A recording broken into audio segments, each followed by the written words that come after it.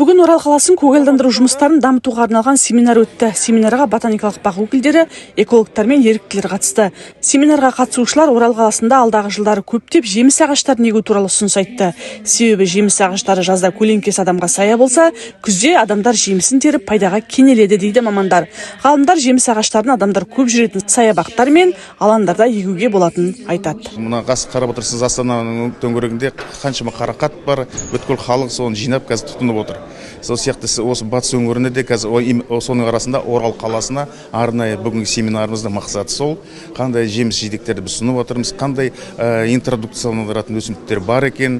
Сонымен кейін ол жерде негізге бұл мақсатымыз арнайы тұқымбақтарды құрып, арнайы тұқымбақтарды мына жерге сіңімді, осы ауа райына төзімді өсімдіктерді өсіріп, ары қарай көгалдандыру мақсатында ұсыну. Қаланы көгалдандыруда үнемі біркелкі ағаш түрлерін еге бермей, олардың түрлерін ауыстырып тұру керек дейді семинарға қатысушылар. Жасыл желек неғұрлым алуан түрлі болса, қоршаған ортаға тигізер пайдасы да мол. Мұндай семинар жұмысы Қазақстанның өзге қалаларында да өткізу жоспарланып отыр. Жанат Көшкінбай, Наурыз Қалитов, Жайық пресс.